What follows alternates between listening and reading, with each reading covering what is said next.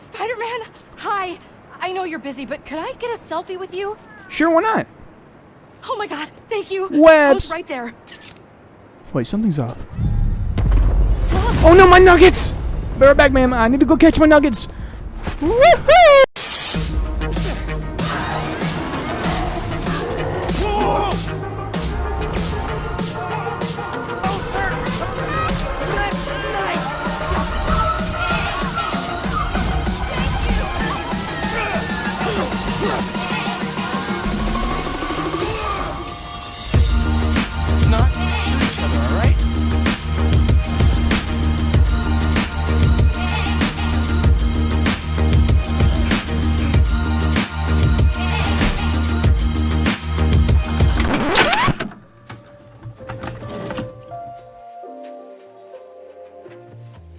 Throughout the year of 2020, everyone has been in full lockdown mode, with all sorts of entertainment closed. Regular people didn't have anything to look forward to. But gamers, man, they had it all. You got Doom Eternal, Animal Crossing New Horizons, Last of Us Part 2, Cyberpunk 2077, but we don't talk about that one, and so many other games. But on top of that, we got the new next-gen consoles, both Microsoft and Sony competing for the spotlight with their flagship consoles, the Series X and PS5. But this isn't a video about the consoles. This is a video on a little game, I don't know if you've heard of it, called Spider-Man Miles Morales. Also, spoiler warning for the whole game, I'm going to be spoiling a lot, so if you don't want to be spoiled, now's your chance to leave. Go play the game or something, do whatever you want. Okay, let's do this. So, when I first completed Marvel's Spider-Man on the PS4 at 100%, I was super excited for the sequel. The graphics were amazing, the story was good and engaging, and the gameplay was fluid. Though, if I'm being honest, when they introduced Miles in the game, I didn't really care at all. You failed! You just made your last mistake. I was never really a huge fan of Miles, even when the Spiderverse movie came out. Don't get me wrong, I loved the movie, but it didn't make me want to go out and buy comics with him in it.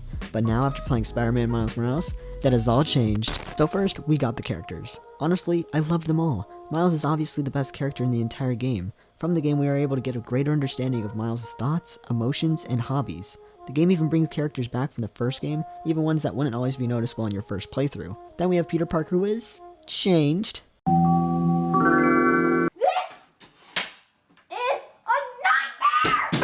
This may be a little bit of a hot take, but I kind of like the new Peter Parker face. Now, don't get me wrong, it is a little weird, but if I'm being honest, he looks more his age. He's 24 in the game, and I feel like what we previously got looked a little too adult. I feel like it was a good change, and it was for the best. Though it is still weird and jarring going directly from the first game to Miles Morales, and seeing Peter's face look like it just got plastic facial surgery.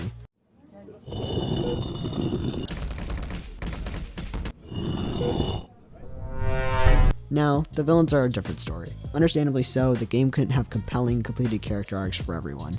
You got Simon Krieger, who is your typical suit bad guy, who is there just to give you a clear evil villain, and his reasoning is, he wants money.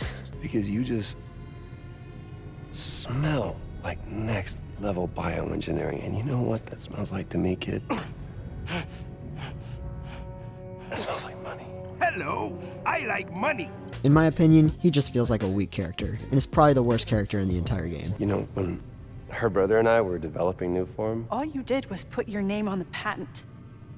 He said the only thing you knew how to do was sell other people's ideas. Yeah, well, at least I still got a pulse, babe. Am I really gonna defile this grave for money? Of course I am! You got the Tinkerer, aka Finn,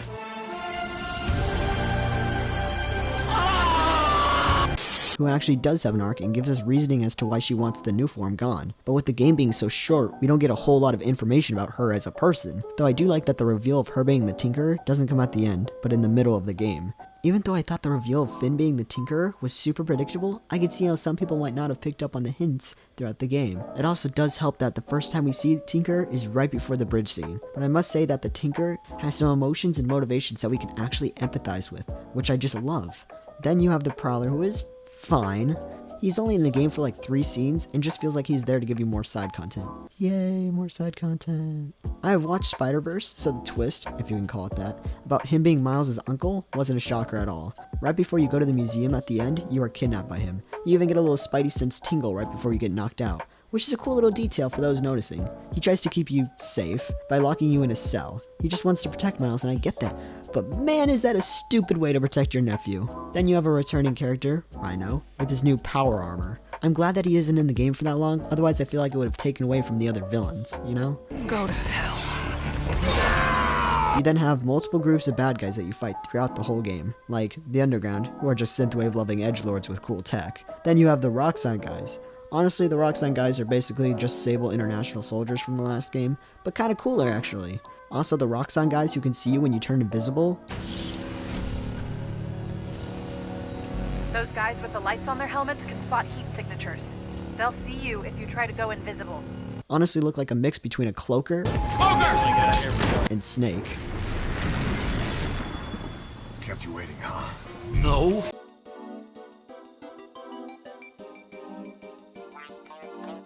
I don't want to go too in-depth for the story, so I'll just go over some of my favorite things. The story was exactly what I wanted from a Miles Morales game. Even though it was short and the pacing was pretty fast in some areas, I still found myself invested in it. Moments like the bridge scene is what made me stay, but moments like this,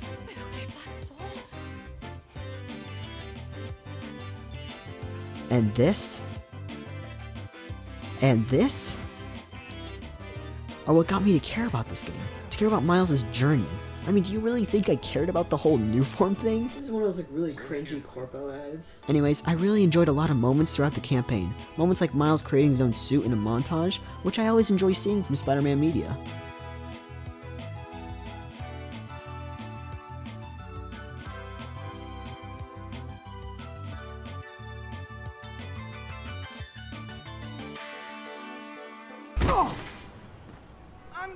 One of my favorite missions, which takes place a little over the halfway point, is actually the one of Miles joining the bad guys. Though sadly it's a short mission, and Miles just leaves after 5 minutes to go back to being Spider-Man.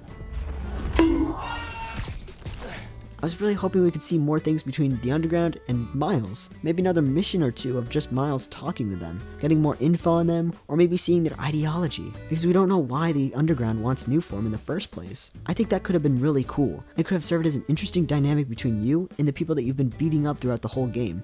I know you're after Krieger, but what do they get out of it? Besides guns? Notoriety.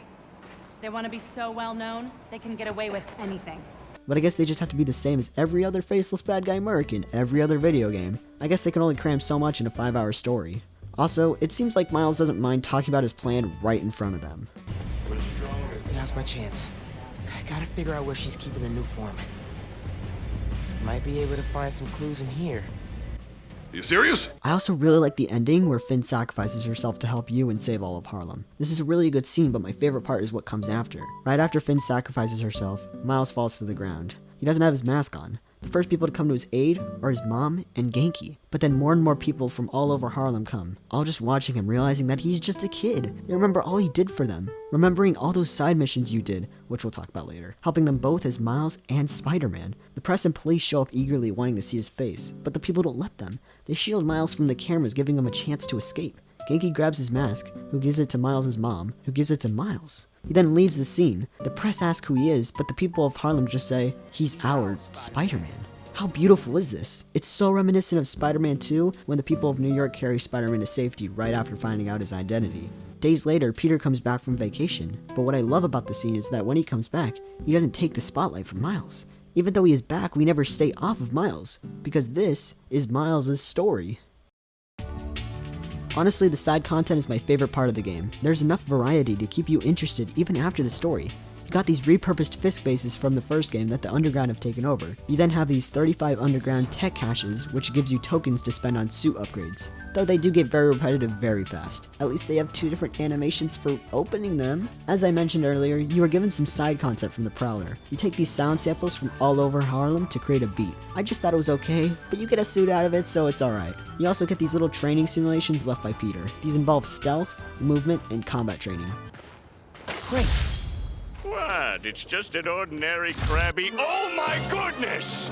But my favorite thing is the app that Genki makes for you. It gives you access to more side missions and that are honestly just super cool. But in all honesty, every single one of these missions is just perfect. Each one just feels really personal. For example, you have one where you save a cat who has been kidnapped, and another where you try and find a stolen feast truck. My favorite thing to see Spider-Man doing is just saving people, not beating up some bad guy. I like Miles Morales in this game better than Spiderverse because of how much closer he is with the people as Spider-Man. Now granted, in the film he only truly becomes Spider-Man at the end, so we can't fully judge him yet. In the game he isn't just saving people, he's connecting with them. He grows relationships with them. He's with them. Even the main menu screen shows it. Take a look at these two menu screens from Spider-Man PS4 and Spider-Man Miles Morales on the PS5. On one side we get Peter Parker in his Spider-Man suit, above everyone. On the other we have Miles Morales, below, with the people. He's on a subway, not with his suit on, but just as Miles. Miles Morales has grown from the first game, but he hasn't changed his personality. He was, and still is, even after getting his powers, a kind and caring kid. He's using his powers as Spider-Man to continue being that same person. That's what makes Spider-Man, well, Spider-Man. They always look out for the little guy, but there are other YouTubers who are way more qualified to explain why. I recommend High Top Films, who is an amazing YouTuber. He does video essays, short films, and just loves Spider-Man. He also made these 3 amazing videos on the Sam Raimi trilogy. Go check him out. So there are a couple quick little things and final thoughts that I wanted to include but couldn't fit anywhere in the review. The dual takedowns with Miles and Prowler in the mission where they break into a Roxxon facility were giving me straight up Arkham Knight vibes, and I loved it.